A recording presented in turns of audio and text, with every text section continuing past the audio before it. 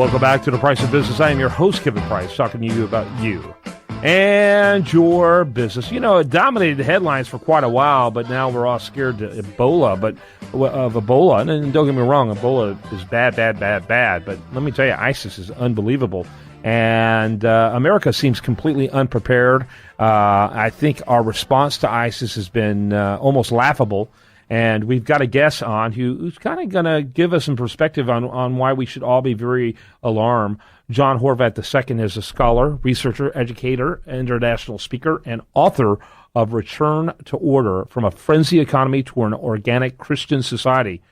Where we've been, how we got here, and where we need to go. And so we're going to talk a little bit about that very topic. You know, and I when I see just the title of the book, I think of the statement that Rahm Emanuel made in an interview with Wall Street Journal that, you should take full advantage of a good crisis. You know, and crisis, what do you do with a crisis? Crisis creates chaos. Chaos demands order. Government loves to create order. It's often tyrannical. It's not indicative of a free society. But I think all along that's been somewhat the attributes of this current administration. I'll look forward to get John's perspective. Welcome to the program. Great to be on the show, Kevin. Glad to have you on. So, John, what do you think about that? Do you think this chaos is by accident or by design? No, I think it does. It definitely takes advantage of a lack of resolve on the part of administration and part of American policy. I think it empowers the ISIS much more than their, military power, because in face of a superpower of our proportions, I mean, they really aren't that much. Right. They're not. Frankly, some of the groups around them have put up good battles. It just seems to be. Do we have what it takes in order to respond to it? And they're so tenacious. They're like the honey badger of political enemies out there. They'll go after the biggest beast out there, and they'll go in their face and continue to taunt them. And it seems to me that they asked what they should name that military operation that has tried to push back. I think a great name would have been Too Little, Too Late.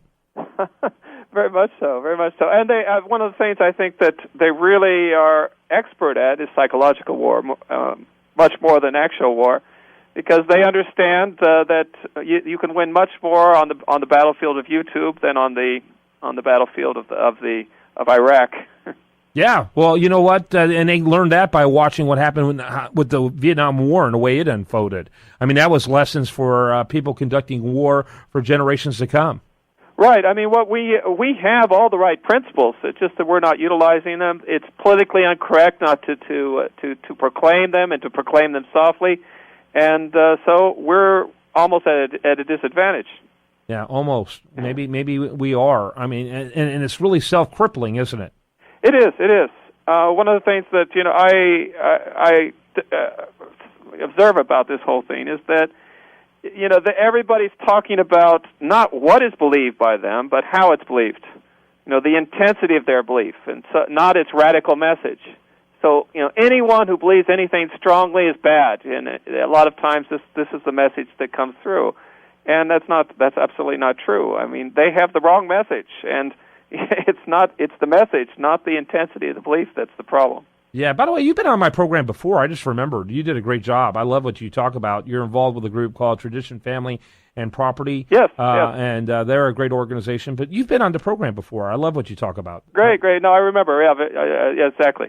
So, so what should the U.S. do? I mean, I think you and I might as well be talking Greek when we talk about what this administration could do. They would completely be opposed to how you and I would approach this crisis for what it is.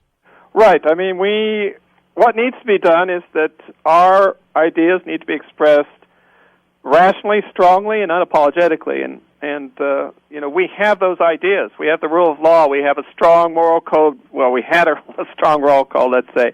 But representative government, notions of justice, these are all fruits of Christian civilization, and are obviously not politically correct anymore. But those are the only things I think that can stand up against these kinds of threats. Yeah, it's interesting. I encourage everyone out there to not only read our guest book, which is an excellent book. I enjoyed it. But I would also look at things like Closing of the American Mind. I would look at Dinesh D'Souza's book on political correctness, and I think it was entitled Illiberal Education. Everything both of those gentlemen predicted have become true. Right. I mean, this is part of our war. It's a cultural war, and we have to be engaged. And the more we're engaged, I think the better. The better off we'll be. I don't think the war is over. It's just that we have to really stay engaged, especially in our times and under this administration. Thanks so much for being with us, John Horvat. He's been with us before, scholar, researcher. Check out his website. Make sure you check it out, returntoorder.org, returntoorder.org. John, thanks for being with us. It's been great. We'll look forward to having you on again in the future. I am Kevin Price. You're listening to The Price of Business. Do want to remind you, best content here can be found over there at usdatareview.com. Stay tuned for more after this.